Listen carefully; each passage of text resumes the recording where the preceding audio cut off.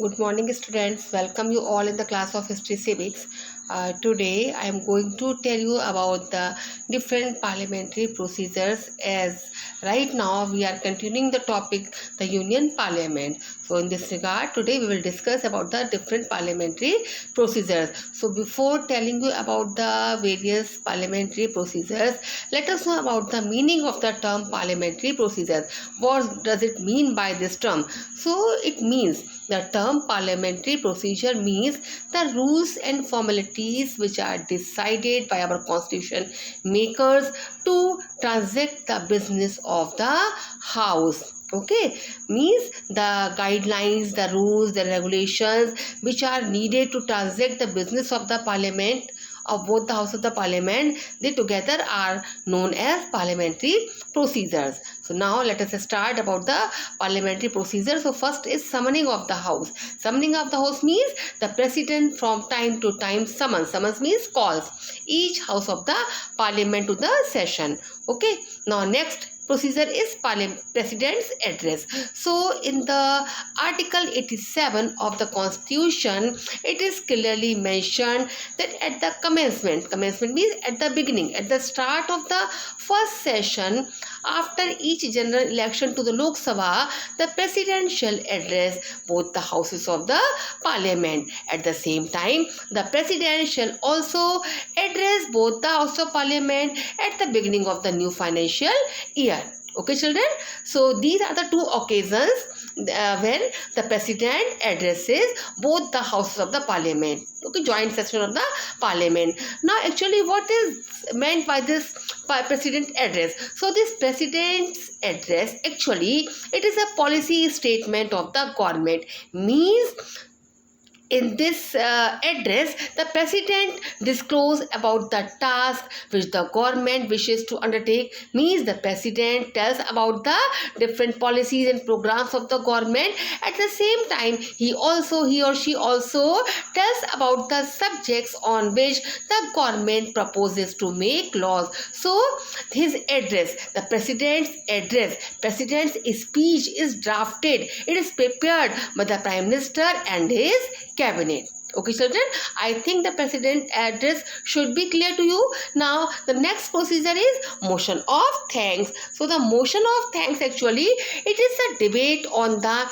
president's address, and it takes in the form of a motion thanking the president for the speech. Now, the motion of thanks is moved by some member, and then it is seconded by another member. Okay, and through this motion of thanks, the members get opportunity for the discussion of the matters which are referred to in the president's address. Means whatever the government policies and programs are disclosed in the president's address, so the members, the house, gets opportunity to discuss upon it. And at the end of the discussion, the prime minister replies to all the queries which are raised during the debate. Then the motion of thanks is put to vote, and defeat of the motion clearly indicates the resignation of the government. Actually, this motion of thanks is a motion of confidence in the government.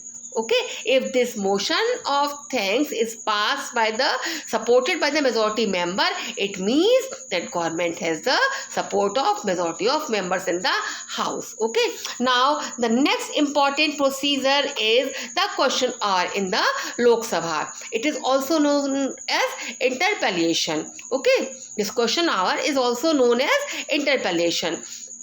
So listen about it. It is important also.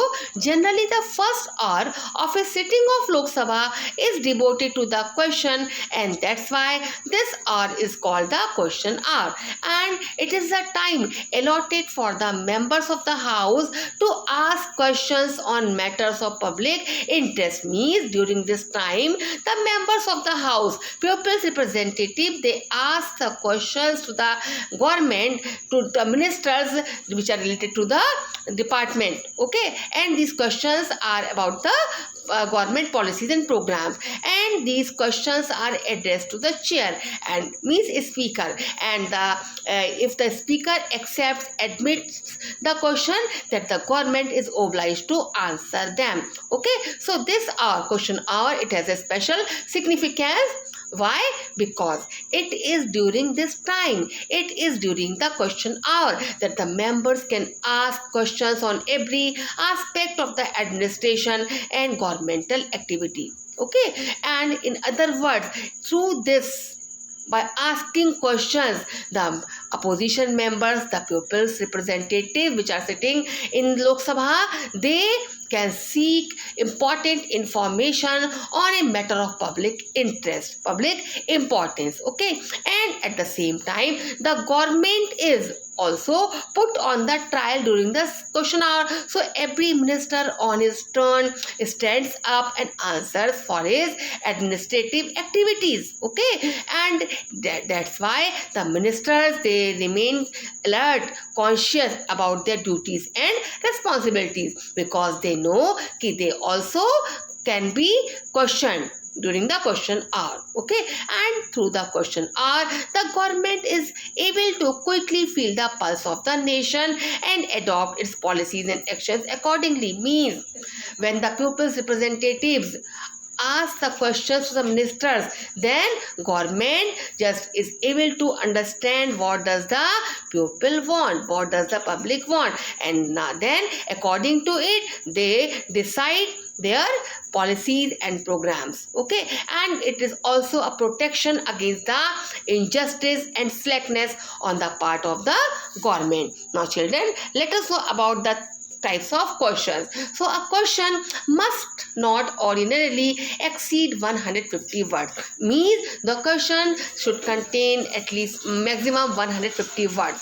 Okay, and it should not contain any argument, and a member has to give 10 days clear notice before asking the question. Okay, so questions are of three types. Start question are those questions to which the member wants oral answer. Unstart questions, these are the questions for which a member desires written answers. And short notice questions are those questions which are related to urgent public importance. So this was all about the question hour. Okay, types of questions, to whom the questions are addressed, and what happens during this hour. Now the next important procedure is the 0 hour. So 0 hour denotes the time immediately following the question hour in both the houses of the parliament. Means just after the question hour, there begins a 0 hour in the parliament, and it